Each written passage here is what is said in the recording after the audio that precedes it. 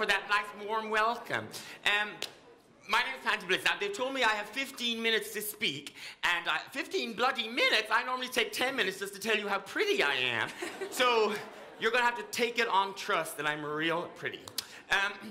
And the other thing I want to say before I talk to you properly is, later on this evening, if your mother asks you, what did Panti tell you? Tell her that I said, get the heads down, study hard, don't start smoking, and don't listen to rap music. Trust me, it'll just be easier that way. So that's what you're going to tell her, no matter what I tell you. Because what I do want to talk to you about is, where'd you put that one? I want to talk to you, well, I want to talk to you, to the misfits in the room. You know who you are. You don't have to identify yourselves. Now, you might be the captain of the football team, and you think, well, I'm not a misfit, but that won't last forever, because everybody, in some situation in your life, is going to be the misfit. Like, to the captain of the football team, if I took you to the kind of place where I hang out, all the people would think, who's that normal weirdo? So, you know, this is for the misfits, but everyone at some point is a misfit. Now, you know, when I was around your age, I used to think that adults generally told me the truth, but of course, I'll let you know a secret. Adults lie to you all the time.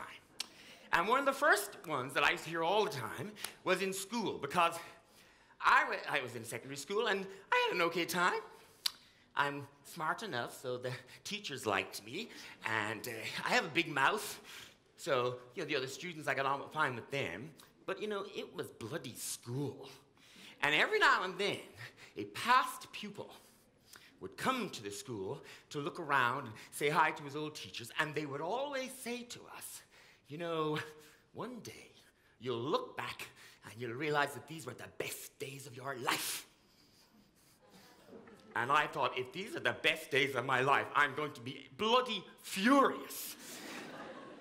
Surely there's more to it than this. And it turns out there is. Now, you see, when I was your age, well, I'm going to preface this by saying, people often describe me as a gay rights activist. And I don't see it that way, because that wasn't my project. My project was about the definition of Irishness. Because when I was your age, I felt like I was excluded from Irishness. You know, I felt that people were suspicious of me, because to be a fully Irish boy in the time that I was a teenager, you had to tick all of these boxes. And one of those boxes was, you had to like football. You had to like U2. You had to be into certain things and like certain things. And I didn't like any of those things. I felt like a misfit, and people treated me like a misfit.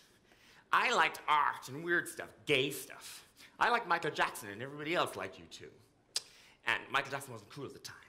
And I felt constantly that people questioned my Irishness, because there was no space in Ireland at that time for somebody like me.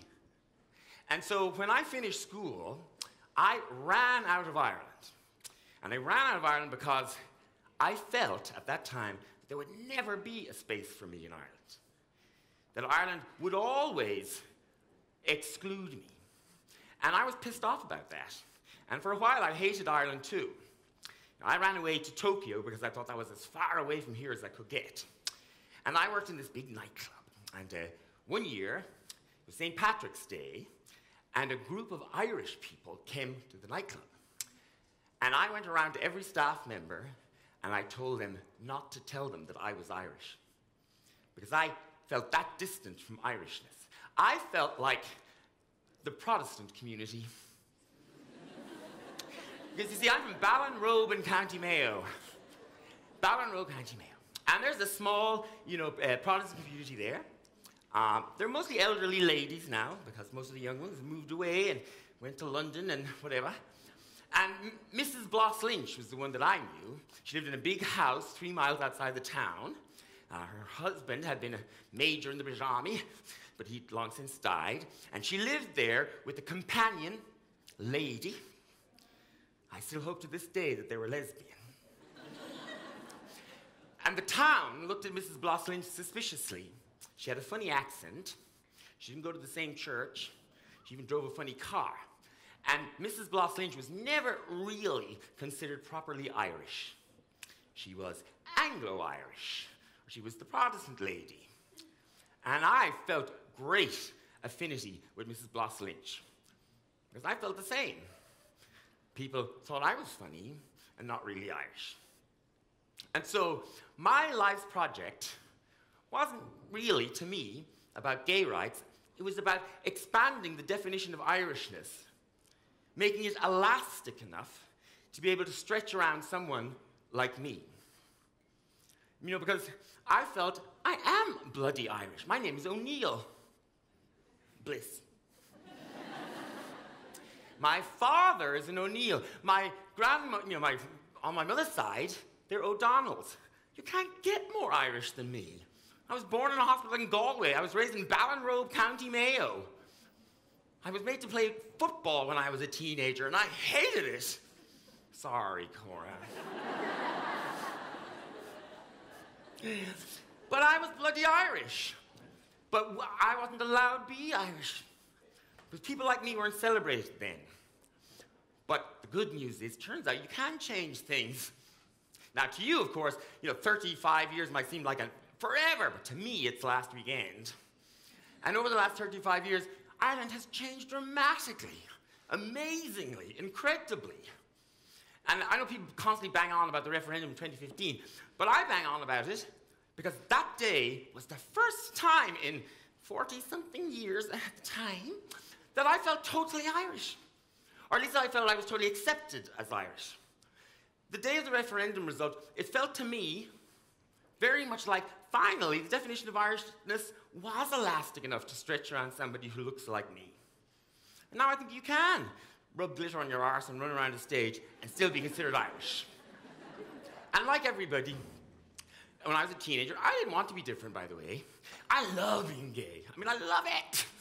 I'm really good at it. Like A's across the board, you know what I mean? But when I was a teenager, and realizing what was different about me, I didn't want to be gay. I didn't want to be different. I didn't want to have to tell my mother that. I didn't want to tell my father that. I never met another gay person, ever. I'd seen one on television, but he was just the butt of jokes. So I didn't really want to be gay, and I hated it. Now, after a while, and I came to accept it, I've never regretted it ever since. I'm absolutely thrilled about it, but I didn't like it at the time. But looking back now, being gay saved me from being a prick. It's true. Now, you're all, some of you are going to be misfits, and maybe there's things about you that people in school slag you about, or that you're annoyed about, or you wish was different about you. But here's the funny thing. In time, you're going to come to realize that that thing that people pick on now is actually the thing that later in life people will value about you most. Because it makes you different. And difference is good. You know, these days, banks, boring banks, bring me in to talk to their staff. Now, why does a boring bank want me to talk to their staff? Well, of course, because I'm fabulous. I'm beautiful. I am a self-made, man-made woman. You can be anything you want to be. They bring me in because difference is good. If every single person working somewhere was captain of the football team, everybody will come up with the same solutions and the same ideas for the same problem. So people want to hire people who think differently. And the reason some of us think differently is because we were always outside. Outsiders see the world differently. And if I hadn't been gay, I might have been a prick. Because I would have been very, very comfortable in the world. I would have been a boy. That's easier. I'm smart enough, so exams would have been fine. That's easier. I have a vet for a father. He's professional. I would have gone to university. I would have done well.